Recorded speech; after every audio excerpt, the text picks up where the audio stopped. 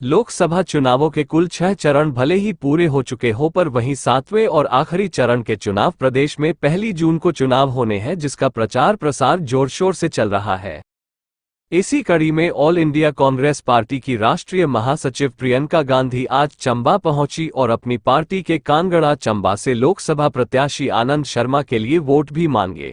चंबा के ऐतिहासिक चौगान में करीब आधे घंटे के संबोधन में भारतीय जनता पार्टी को आड़े हाथों लेते हुए प्रधानमंत्री नरेंद्र मोदी पर निशाना साधा। ऑल इंडिया कांग्रेस पार्टी की राष्ट्रीय महासचिव प्रियंका गांधी ने चंबा के ऐतिहासिक चौहान में आए हुए लोगों को संबोधन करते हुए कहा, आपकी जो आपदा में जो मुश्किलें हुई उनको आपको सहूलियत पहुंचाने के लिए, आपको राहत देने के लिए डाली।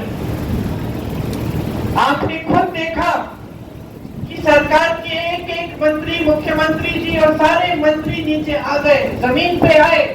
कोई कहीं पे मदद कर रहा था, कुछ लोग फंसे हुए थे तो कोई किसी के घर जाकर देख रहा था कि नुकसान को कैसे हम कैसे राहत पहुंचा पाए। जहां जहां दुख था वो पहुंचे। और मैं ये नहीं कह रही हूँ भाई और बहनों की ये कोई बड़ी बात है, यही नेताओं का कर्तव्य होता है। आपदा के समय अगर आपके पास आए तो यही कर्तव्य होता है कि आज पुण्यतिथि है, जो इसी मैदान पे जो आए थे अपने जमाने में इंदिरा जी, उन्होंने हमको क्या सिखाया? उन्होंने यही सिखाया कि नेता जनता का सेवक होता है, सेवा हमारा कर्तव्य है। आपदा के समय आपके पास आना है, आपकी मदद करनी है, किसी भी तरह से, जितनी भी राशि, जितनी भी तरह से हम मदद कर सकते हैं हमें करनी है। और आपने देखा कि हजारों करोड़ रुपए प्रदेश के खर्च हुए, क्योंकि इतनी बड़ी आपदा आई। बहुत समय में ऐसी आपदा नहीं आई थी, कितना नुकसान हुआ।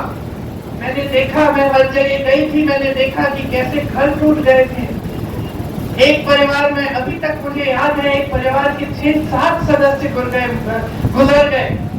मंदिर गए थे बच्चों को लेकर और वहां 6-7 सदस्य गुजर गए। उस परिवार के बारे में सोचिए तो कितनी मुश्किलों का सामना अपने समय में मोदी जी और मोदी जी की सरकार, ये सारे नेता जो आज आपके सामने खुशी से आकर आपसे वोट मांग रहे हैं, भगवान का नाम लेकर वोट मांग रहे हैं, ये कहां थे?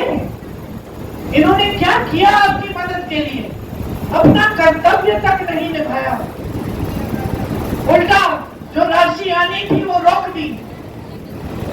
आज अगर हमारी प्रदेश सरकार जो गारंटी हमने आपको दी थी उसको पूरा करने का काम कर रही है, तो ये बहुत बड़ी बात है, क्योंकि इससे पहले जो आपदा आई थी उससे बहुत बोझ पड़ा है हिमाचल की अर्थव्यवस्था पे। तो आप सोचिए भाई और बहनों कि इनकी नियत क्या है, भाजपा के नेताओं की नियत क्या है?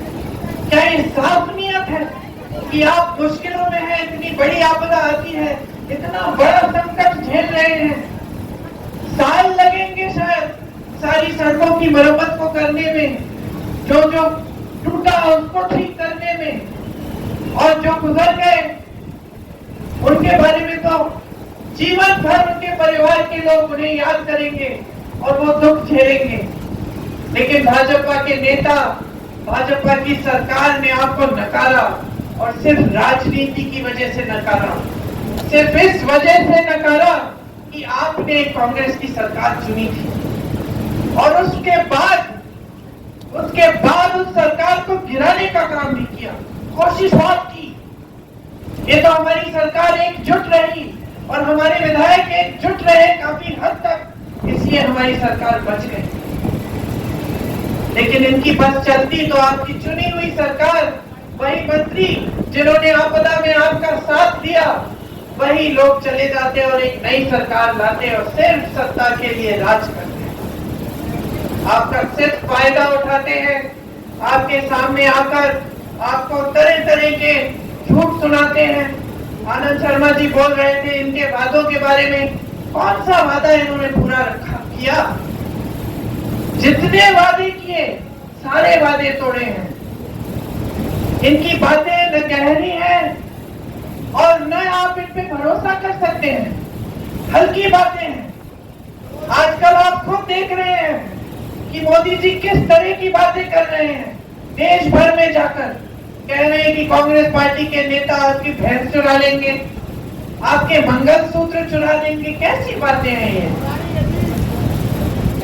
कांग्रेस पार्टी 55 सालों से सत्ता में रही।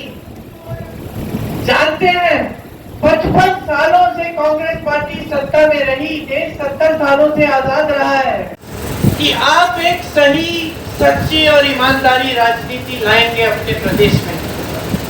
अब लाए और आप देख रहे हैं कि तमाम मुश्किलों के बावजूद कि भाजपा कभी सरकार गिराने की कोशिश करती है, कभी आपदा के लिए जो राशि आनी चाहिए वो रोक देती है, कभी ये जो आपका जो ओपीएस है जो हमने लागू किया, इसका जो एक पेंशन का जो फंड होता है उसको रोक के रखती है।